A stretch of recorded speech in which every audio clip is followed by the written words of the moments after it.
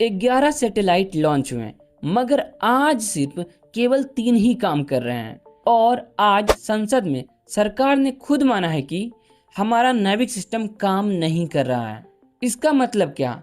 भारत ने अपना navigation system खो दिया है या फिर यह सिस्टम कुछ समय के लिए बंद हुआ है? और क्या दुश्मन देश इसका फायदा उठा सकता है?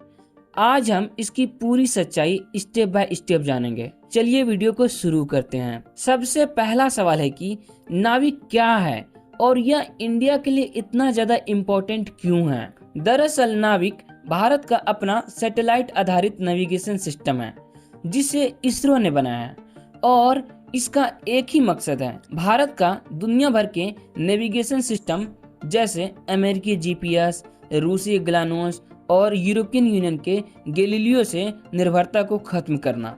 यह सिस्टम हमें 3 चीजों की जानकारी देता है। पहला तो पोजीशनिंग यानी आप कहाँ हैं, दूसरा नेविगेशन यानी आप कहाँ जा रहे हैं, और तीसरा है टाइमिंग यानी सटीक समय जो मिसाइल, बैंक और टेलीकॉम के लिए जरूरी है।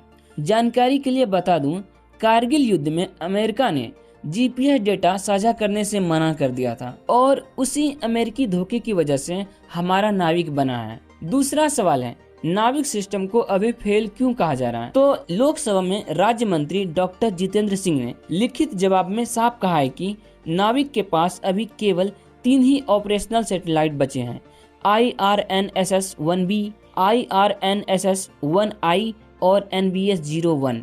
देखो, नेविगेशन के लिए कम से कम 4 सैटेलाइट चाहिए वरना सिस्टम स्टैंड अलोन लोकेशन नहीं दे सकता। और हमारा जो चौथा सैटेलाइट बचा हुआ था यानी IRNSS-1F, इसका भी आखिरी एटॉमिक क्लॉक मार्च 2026 में फेल हो गया जिससे उसकी नेविगेशन क्षमता भी खत्म हो गई। और तो और कुछ सैटेलाइट सही कक्षा में पहुंच ही नहीं पाए। अब तीसरा सवाल, क्या भारत ने नाविक खो दिया है? तो इसका सीधा सा जवाब है नहीं, भारत ने नाविक नहीं खोया है बल्कि यह कुछ समय के लिए बंद हुआ है। आज सरकार ने यह भी कहा नए सैटेलाइट NVS-03 लॉन्च के लिए तैयार हैं और NVS-04 और 05 एडवांस स्टेज में हैं। इनके लॉन्च और ऑपरेशनल होने के बाद नाविक फिर से पूरी क्षमता के साथ काम करेगा। चौथा सवाल है, अभी भारत को इससे क्या नुकसान हो रहा है? तो सबसे ज्यादा नुकसान डिफेंस सेक्टर में ही हो रहा है।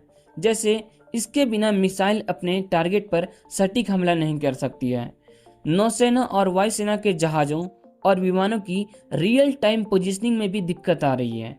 तीसरा, UCAV जैसे घातक स्ट्राइक ड्रोन को सटीक हमला के लिए भी नाविक सिस्टम चाहिए। अगर नाविक सिस्टम लंबे समय तक डाउन रहता है तो भारत को विदेशी सिस्टम पर वापस निर्भर होना पड़ सकता है जो युद्ध के समय बंद या डिग्रेड भी किए जा सकते हैं। मतलब सीधा सा है कि भारत को जल्द से जल्द इसका कुछ उपाय करना पड़ेगा। पांचवा सवाल है, क्या दुश्मन देश फायदा उठा सकता है? तो इसका जवाब है हाँ। मान लीजिए दुश्मन देश जैसे चीन और पाकिस्तान ने भारत पर हमला कर दिया तो इस स्थिति में हमारे पास 3 विकल्प होंगे। यह तो भारत वही अमेरिका का जीपीएस यूज करे, यह दूसरा रसिया का ग्लोनास, या फिर तीसरा विकल्प यूरोपियन यूनियन का गैलीलियो नेविगेशन सिस्टम। लेकिन युद्ध के समय में ये देश भारत का साथ दे इसकी कोई गारंटी नहीं है। इसलिए भारत को नाविक सिस्टम के लिए जल्द से जल्द सैटेलाइट भेजने होंगे। खैर, आपके अनुसार हमारी गवर्नमेंट को अभी क्या करना चाहिए? कमेंट में अपनी राय जरूर लिखें और वीडियो को लाइक करके चैनल को सब्सक्राइब जरूर कर लीजिए।